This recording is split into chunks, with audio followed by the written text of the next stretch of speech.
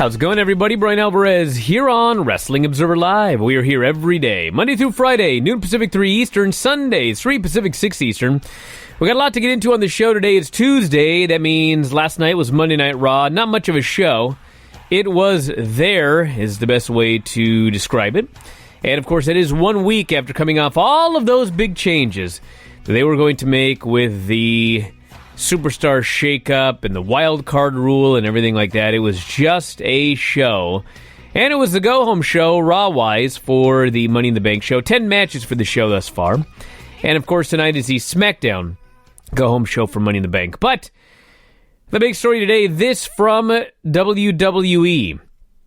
WWE statement on Lars Sullivan.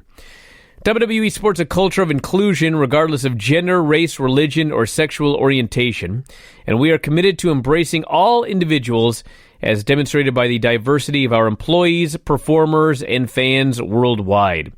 Dylan Miley, a.k.a. Lars Sullivan, will be fined $100,000 and required to complete sensitivity training for offensive commentary uncovered from his past. WWE will also facilitate meetings for Dylan with community organizations to foster further discussion around the power of social media and the impact of our words. So, for those of you not following the story, he made comments on message boards before he was hired by WWE. He was hired.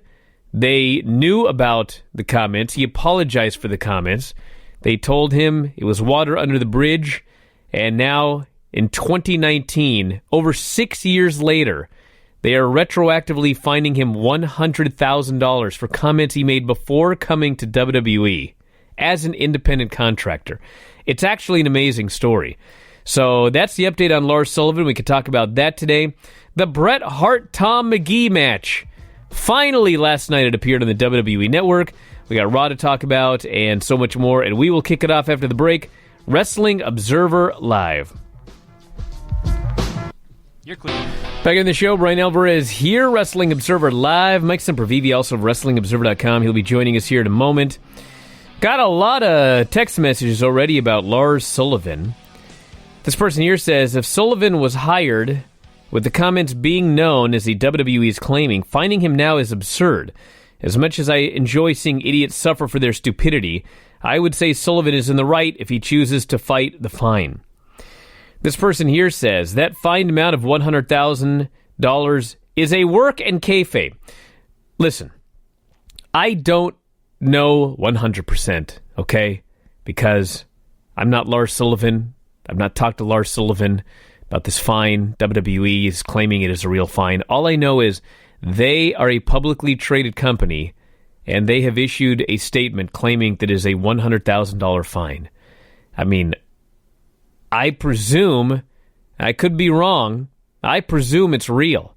I mean, as some of you are aware, Batista was once fined $100,000, a legit fine of $100,000 by WWE because he bladed in a match. They fined him $100,000, and he was very upset about it. It was not a fake number. Now, obviously, the big difference is Batista was working for WWE at the time, and he did something wrong, and they fined him. Lars did something wrong before he went to work for WWE. Everyone knew about it. This did not come out 6 months ago. This was known long before the story came out on the internet. And now he has been fined $100,000 for something that he did before he went to work for WWE, as I might add, an independent contractor. I'm not sitting here defending anything that Lars Sullivan said or did. I'm just astounded at what has happened here. I mean, it's just crazy. $100,000 fine. This person says, Lars couldn't possibly have $100,000, right? What happens? Pay is partially docked for a while, or they bonus him $100,000 for a show and then take it back? I don't know how they'll do it. Could be installments, could be whatever. A little bit out of his pay every time. Not sure how they're going to do this. This person here says, that $100,000 should be used to get better writers. Well, that's not where that money's going. They didn't even say where the money's going. I mean, the money should be going somewhere. This person says, how does getting fined $100,000? It seems like way too much. Yeah, everyone's asking, do they take it out of his pay? I don't know how they're going to take the money out, everybody. I don't know how they're going to take the money out. But that's the story on Lars Sullivan. All right, let's go to the phones. You're on the air. What's going on? Caller, you're on the air. Hey, Brian, what's going on? Hello. Yes. What's up? Oh, hey, Brian, how's it going? It's Heath in Concord. Yes, Heath. Yeah, if the fine if the $100,000 fine was kayfabe, wouldn't Lars just talk Vince out of it like he talked him into allowing more people to come over for the wild card? Well, as somebody noted on Twitter, he should talk him up to $400,000. I don't think that's going to happen. No. But, yeah, talking about when Batista got fined, I remember hearing on Jericho's podcast, Batista was on there. He paid for everyone's fine in that situation, too. Yeah. He paid for, they fined Jericho, they fined, was it Malenko, who was the agent in that match, and Mike Chioda? It was something like that.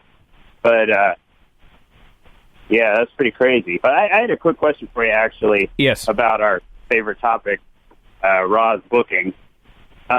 Wasn't Braun penciled to have a feud with Joe over the U.S. title or something like that? Penciled?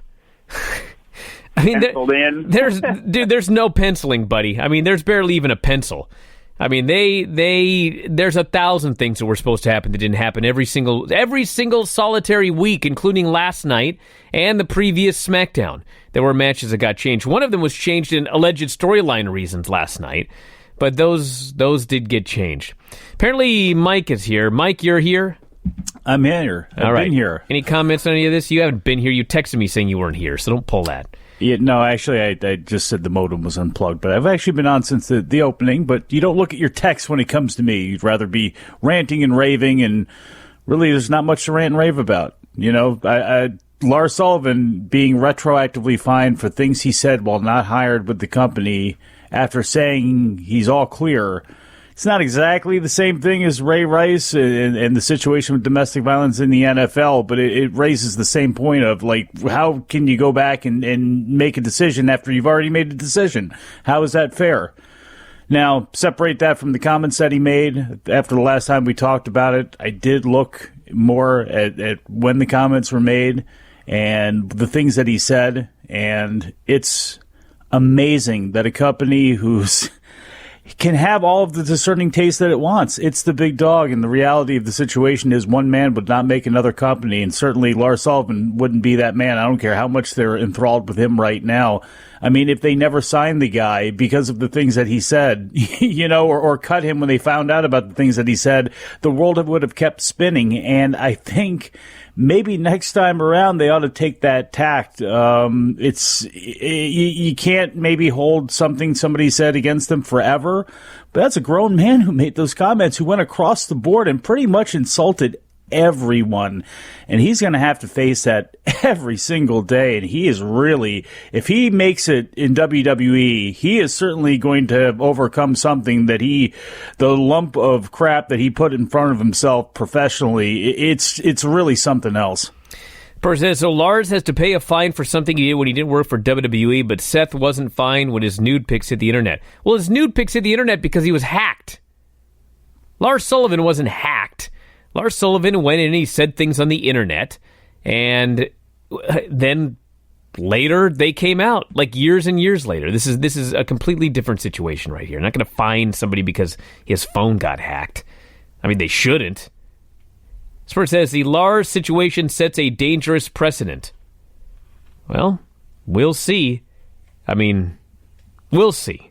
Again, you could say that because of the retroactive, the fact that they could always pull up something from the past. I guess it is.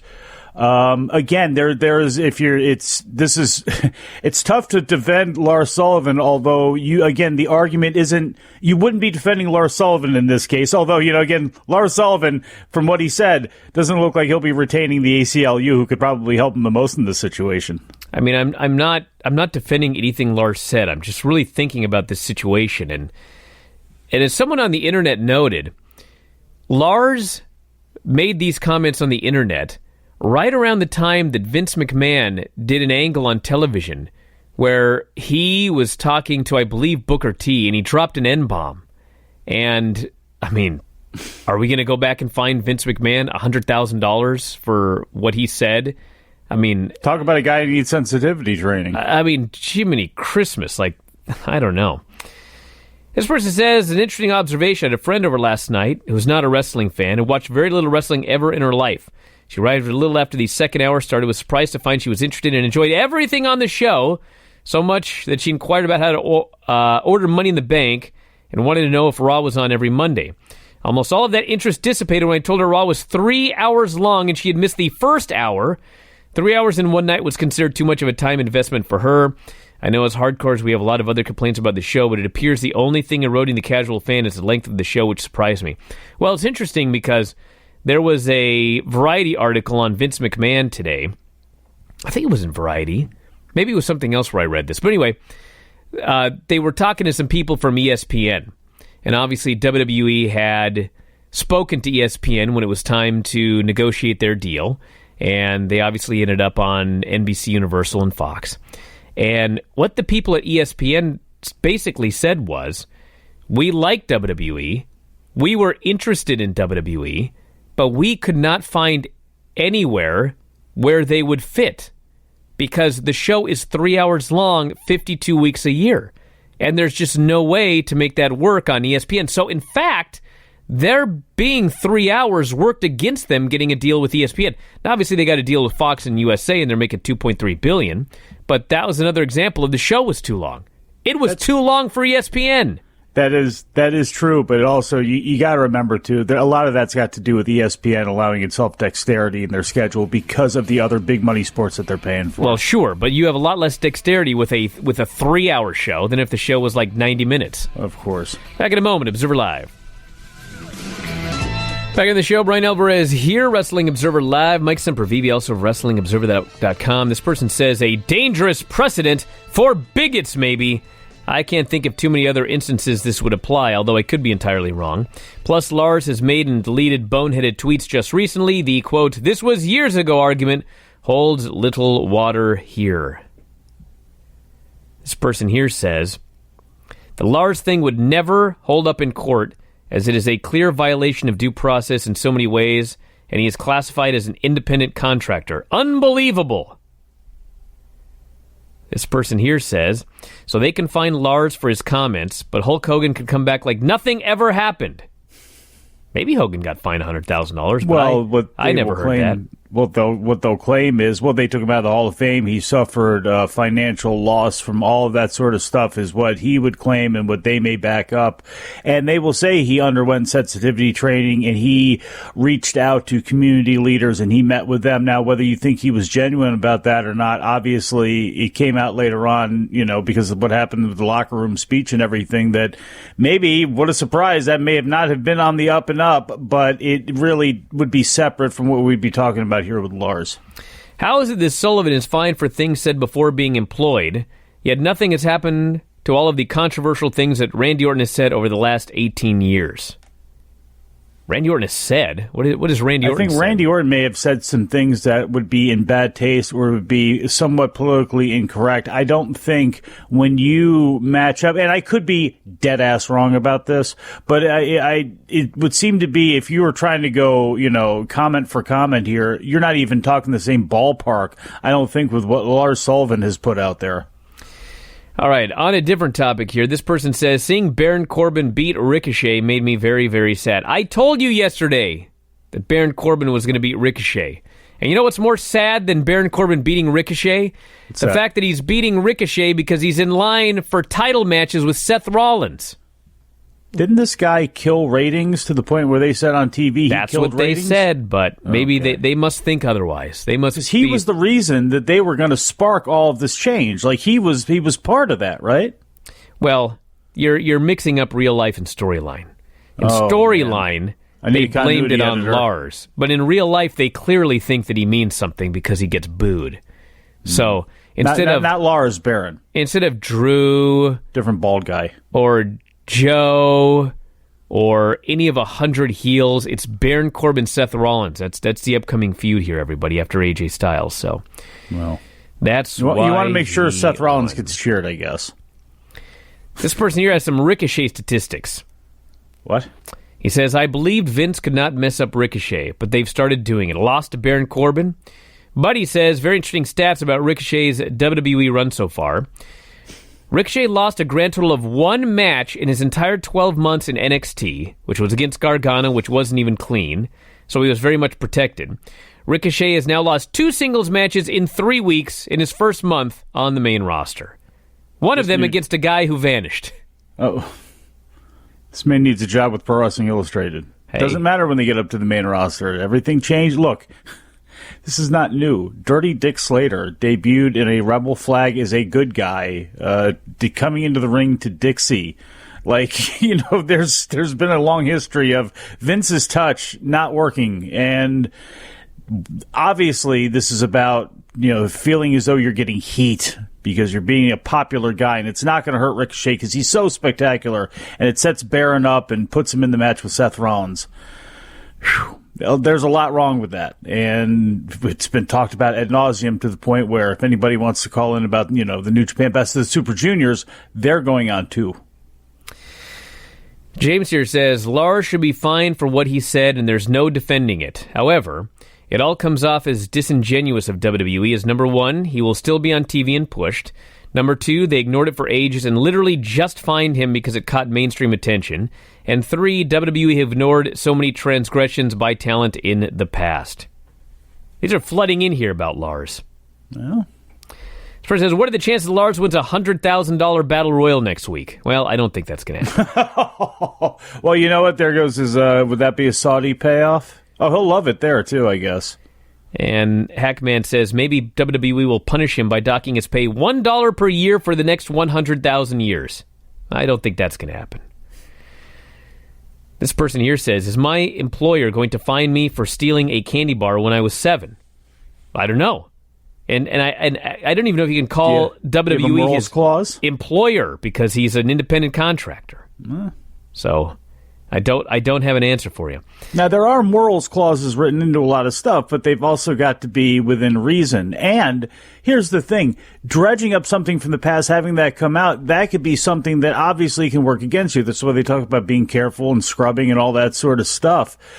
But it would also be a case where, again, WWE knew about this stuff, and maybe they didn't look into it, but it's hard to believe that they didn't. People obviously knew this stuff existed. They knew all about it. Exactly, and had seen it, so you've already lost that argument because they've already hand-waved it away and said, okay, look, everything's going to be okay, and then came back and said, well, no, you can't do this. So, again, you can't say anything about morals or anything like that because they already lost the plot that way.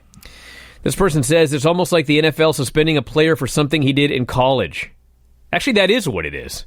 If they suddenly found something that a player had done in college and fined him $100,000 and sent him to Cincinnati, that is what is happening here, I guess would be the closest equivalent. Let's go to the phones. You're on the air. What's up? Hey, Sitting Duck, Vancouver Island. How you guys doing? Sitting Duck is back 2 days in a row. Back to back. That's how we're doing it today. What's up? So now that we got what we got out of the way yesterday, I'm going to go back to what I wanted to originally talk about. Been waiting a week to talk about it, which is this wild card rule. Now, when it comes to WWE and the brand split in general, I hate it. I've always hated it. I think it was artificial, kind of a put on, if you will. And it was, just kind of created to create some false competition. And, over time, with being real strict with it, they've kind of made it a rule, just like any other rule in pro wrestling. You go out of the ring, there's a 20 count, you got to break the hold before they get to 5, all that sort of stuff.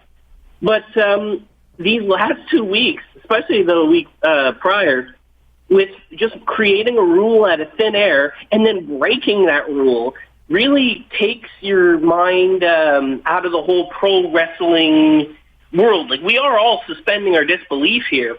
And if they can't stick to their own rules, it's really easy for this whole house of cards to fall apart. And by the house of cards, I don't mean WWE. I mean pro wrestling. It's really important that you stick to those rules, even though they're not written down anywhere. Well, you got to stick to them. I got to disagree with that because I want to thank you very much for the call. I can watch New Japan, and WWE stupidity does not. it does not spill over in New Japan, except for the referees. There's a bunch of incompetence involving referees in New Japan, but that's another story. But anyway, here's the thing with the brand split. In theory, okay, brand split's a great idea.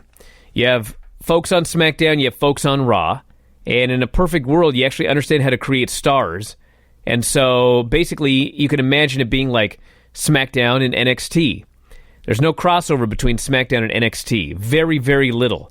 I guess Tyler Bree's in NXT now, but, I mean, they're two separate brands. And if you did an NXT takeover that was NXT versus SmackDown, people would be mega into it because it would be an inter-brand pay-per-view. It would be something different and special that people had never seen before. The way that WWE does it, they got a bunch of problems. Number one, they don't know how to create stars, and so you've got two brands with no stars, and it feels like to get stars, you got to put the brands together because there's so few stars. That's why people want to see the brands together. If they knew how to create stars, there'd be no problem with two different brands. That's number one. Number two, they mix things up so much that why even bother having two brands?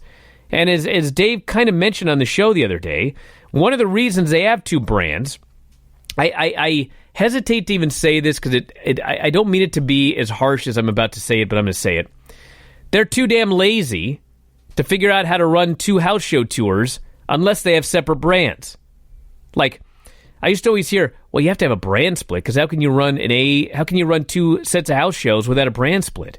It's like, what are you talking about? They ran 4 sets of shows in the 80s, and they didn't have 4 brands. They had one brand. But somebody went to the trouble of figuring out how to book 4 different tours based on everybody they had on the roster. That's more work than if you have a SmackDown brand and you have a Raw brand, and then it's easy. You just have the SmackDown crew go on the road, the Raw crew go. If you weren't so damn lazy, actually, you could have one giant roster, and you could figure out how to split everybody up into 2 touring crews. It can be done. It's been done for a million years by WWF. But now the brand split makes it easier for them to do that, and that's why we've got all of this. And it's not working. But it's not working because nothing they're doing is working. If the stuff they were doing was working, then the brand split would work. And if they did the brand split right, they could have the once-a-year big show where the Raw and SmackDown guys face each other, and it would work. But since everything is broken, nothing is working. That's the story of the brand split right there. Crockett ran 3 towns in the 80s. They figured it out without 3 brands. Yeah. A lot of their problems, again, though, goes back to one thing. They lose sight of what they are, which is pro wrestling. And you just go back to some of those sensitivities or some of those sensibilities, I should say, and it'll make your life a lot easier. I swear it will. It'll take a little bit of time to turn around, but you can ease it and turn it around. I swear you can. Back in a moment, Observer Live. Back in the show, Brian Alvarez here, Wrestling Observer Live. Mike Sempervive, also of WrestlingObserver.com. Last night on the WWE Network, they aired the Bret Hart Tom McGee match. Did you see this, Mike? I did. I loved it. Did you know? Yeah, I did love it because that's the way that wrestling used to be. Mm-hmm. You had a veteran go in there with a young guy, and he says, what are the 3 best things you can do? And he says, I'm going to space him out. I want you to shut up and listen to me, and when it's over, you'll be hired. And that is exactly what happened, because Bret Hart was one of the greatest workers of all time. He got an exceptional match out of this guy who was, quite frankly, no good and never got good. And, in fact, the most astounding part of the story to me is that they had a second match years later, and it was worse. He regressed. Can you imagine? Like, that first match I had with Buddy Wayne was exactly like Bret Hart versus Tom McGee, and I think that Buddy may have told me the exact same thing that Bret Hart told Tom McGee. What are your 3 best things? We're going to space them out. Now shut up and listen to me, and don't talk back, and everything will be fine. And that's exactly what happened. But you know what? 4 years later, we wrestled again, and it was way better. So I don't even know how you managed to have a worse match with Bret Hart 3 years after the first one, but apparently that happened. But Bret carried him to a great match, showed the world what pro wrestling is all about. I thought it was awesome. It was a really good reminder, even though Bret Hart obviously more than a carpenter, of how important those guys were and how important the veteran was. And it just, all that sort of stuff. It all came kind of rushing back. How important the Saturday afternoon show was with Heenan and Gorilla, and what they said and how they put you over, and how they discussed the match, and just it was a really cool time capsule. And I think it was something that the last Battle of Atlanta was desperately missing. And I hope when they do things like this, if they are going to do, and Chris Hero, you couldn't pick a better person to be the deep dive guy if that's what his new role is going to be with the company. I know he's like the head librarian or whatever, what they're trying to build about like the WWE Hall of Records, this sort of thing. Like he's that dude. So if he's going to be doing this, I think it's a great idea. And I think it's something that the Atlanta show missed, because you miss why people just saw a match. And when it's a match inside a cage and there's a manager up in another cage, what's the big deal? Well, the big deal was all the lead up to what this was supposed to be. And they did that with Bret Hart and Tom McGee and built the legend up and explained to those people, because I'm sure a ton of them watching had absolutely no idea what the hell this was about. The whole story with McGee and everything started from Dave. And I don't know how really mainstream it is out there, but it certainly is now. And it's something now WWE can own the legacy of. And it's important that they explain that to everybody. And they did a great job with it. They really did. Bert says, do you think WWE has a way out of the Saudi deal, or are they going to keep going back no matter the backlash? Homeboy, they don't want out of the deal. Mm-mm. This deal is worth high 8 figures every single year to run 1 or 2 shows in Saudi Arabia. They do not want out of this deal. So no, they are not going to pull out. If they didn't pull out after the Khashoggi thing, they're not pulling out. They're going to keep going. Now here, see, the last thing was, they made a joke about dismemberment. They just had, mass. That's how they responded. That's right. Steph made a dismemberment joke. Yes, and with Braun Strowman, and where's her fine? That is not a sensitive comment. No, and they had public executions again with people, including crucifixion. So I wonder if we're going to get a joke about that when they come back from the tour. Everything about this is, again, it remains icky, and how they'll play it and how they'll spin it, we'll have to see. But it's amazing, again, talk about Lars Sullivan's fine. What did Stephanie get for that? Hey, this person in your notes, it does happen in football. Here in England, a 21-year-old was fined last week for Twitter comments he made when he was 15. There you go. Well, this person says, shouldn't WWE fine Cedric Alexander and everyone else who said controversial things on Twitter years before they were signed? Well, that's the precedent. I don't think it's going to happen, but that is, in fact, the precedent that has been set here today. And look, I will say this, if you don't like Lars Sullivan, you're thinking, man, he needs to be fired, or this is great and all that stuff, you may have given this guy something to put in his pocket for his lawyer a long time down the line. If he doesn't succeed, and he, again, that is pure speculation, and obviously, fantasy booking a guy's life, which we shouldn't be doing. But it's like, it seems to be you may have given him the opportunity for that. I mean, don't you? Because you're not doing it across the board, because you're not going back and finding people. And again, even if you're going to do that, how do you determine what's bad? What if you say something about, this segment of this minority, it's this much, and if you say, was $100,000 the limit? Can we go higher than this? Let's go to the phones here on the air. What's going on? Well, with inflation. Go ahead. What's the plan with Bray? Hey, guys. Yes. What's the plan with Bray Wyatt? Seems very confusing to me. What is it? Is he going to be 2 personas, a demon and a happy guy? Or, I have no idea what they're going to do. He's Psycho Clown. I think that what happened was they wanted a way to introduce the Psycho Clown, and they came up with a storyline for it. And now that's going to be like his new gimmick, which is fine with me. If he wears that mask and has the wig, like they're going to give him the Kane gimmick, basically, that's fine. I hope the matches are different, but they won't be. But I know a lot of people are very excited about Bray Wyatt, and I'm not. And I'm nothing against Bray Wyatt, but there's been a lot of things that WWE has done over the past year that you could get excited about. They've botched every last single one of them. So, no, I'm not that excited about Bray Wyatt right now. If he was debuting for Impact, ROH, AEW, New Japan, I'd be pretty excited. But it's WWE. You know what you're going to get. So that's it. I'd be happy to be proven wrong, and I hope I am. This person here says, when watching the Bret and McGee match, I noticed it was not complete, and it seemed it started in the middle. Does a complete version exist? I don't think it started in the middle. That was very shortly after the bell rang. You saw virtually all of the mask. This person here says, Bray is not wearing a wig, that's just his dreadlocks down. Oh, I see. So he's had his hair tied up. Okay. Well, I still like the mask. There you go. Those dreadlocks have gotten very long. Bray's mask is awesome, this person says. Well, hopefully he wears it when he works. Although, I don't know if he will or not, but... Man, all that hair in that mask, my God. I mean, Kane does. Sweating bullets. This person here says, I don't say this often, but Raw's third hour was actually good last night. There were a lot of positives on that show towards the end. The awesome Cesaro-Ray match, Bray Wyatt's secret reveal, and a pretty fun Sammy Braun Falls Count Anywhere match. We'll be interested to watch the ratings in a few hours. Actually, well, the main event was just, I wasn't into it because they brawl all over, Baron Corbin shows up. They brawl all over, Drew McIntyre shows up. They brawl all over, they both show up. It was like, dude, this Braun has no friends. What an idiot. Like, I just wasn't into it. I didn't care.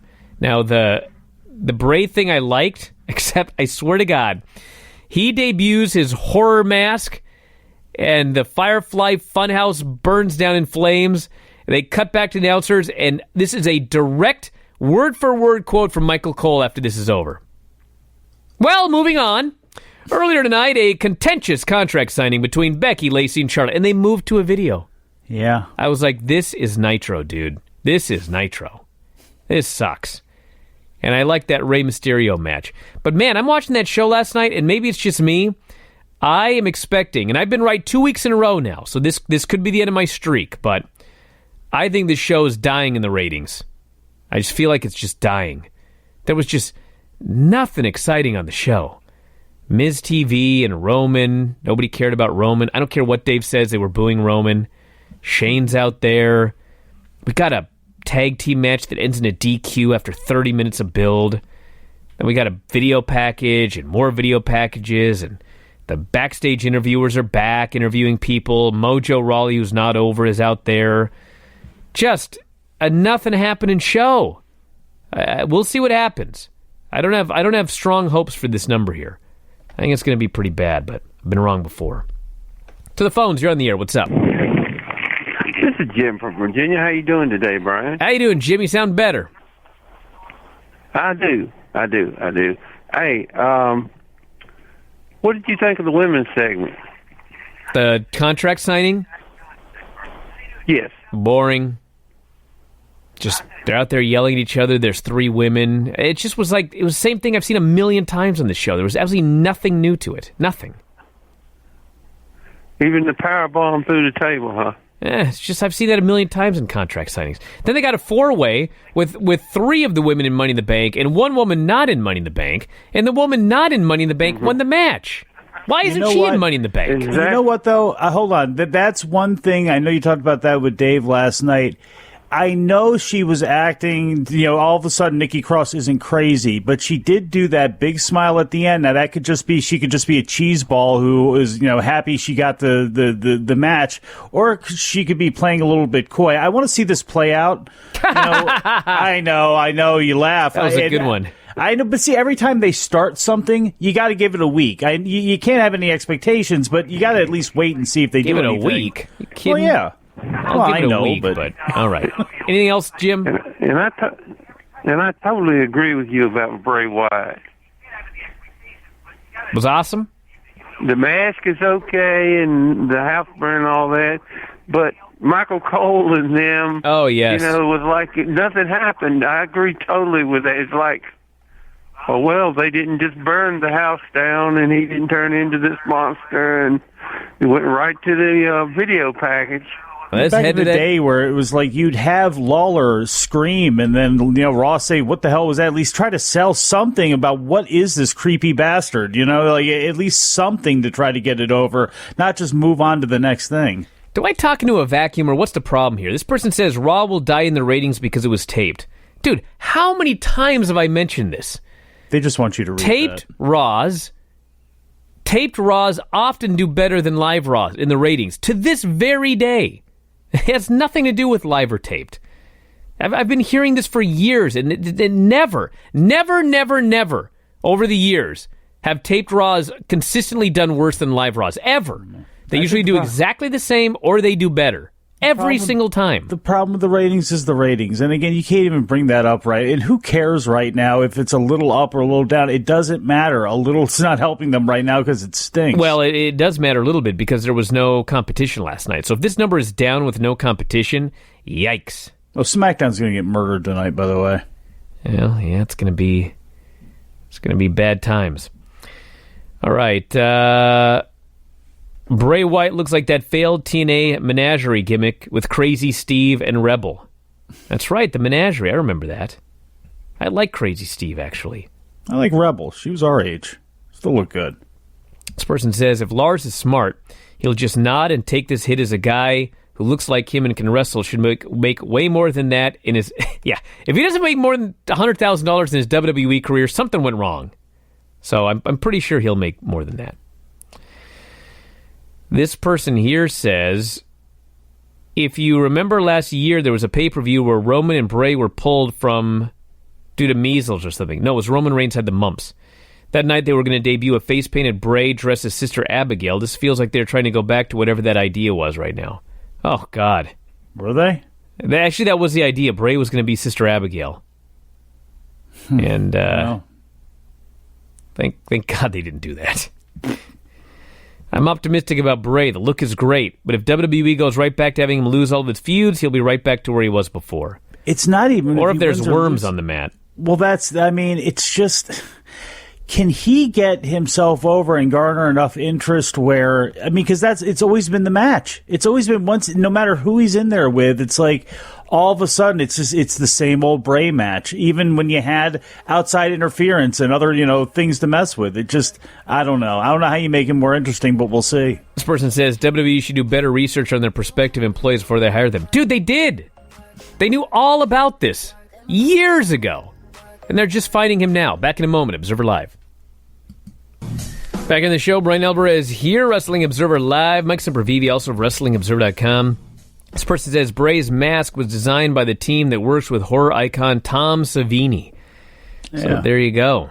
Yeah, apparently, I guess they made all that, the buzzard and all that sort of stuff. So, a lot of hard work putting in that buzzard. Well, but they obviously put thought into the whole thing and all the I bet they paid as much for that stupid buzzard as Lars Sullivan got fined. Yeah, I'd believe that, actually. Paisley could have made that damn buzzard. Kidding me? That's why you didn't like the Becky Lynch thing. You got two blondes that yell at you every day. Oh, get out of here. I'm never yelled at. They're my angels.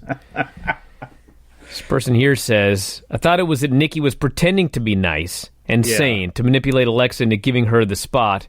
Then she did a crazy smile because that's the real her. Yeah, but to what purpose? She won a stupid match. She's not even in Money in the Bank. Well, and the thing is, too, she's been gone for so long, too, where it's like, unless you remember Sanity or know who she is, it's like, you actually don't know why the hell she's smiling, to be honest with you. This person says, Bray's new evil clown look is beyond amazing. I'm just now hoping he doesn't ruin it when he returns to the ring. Well, we'll know soon enough, my friend. There you go. We'll know soon enough. All right, we're out of time. Got to wrap it up for today. Brian and Vinny and Craig show tonight. Retro Raw Nitro, 19 years ago this week. I believe there's a world title change on every show for the next 3 years on Nitro. So you look forward to that. And back tomorrow with more here. Wrestling Observer Live every day, Monday through... Actually, every day. Monday, Tuesday, Wednesday, Thursday, Friday, Saturday, and Sunday. We're here every day. SportsByline.com's got the schedule up there. But I'm out of time, so thanks for listening. We'll talk to you next time. Wrestling Observer Live.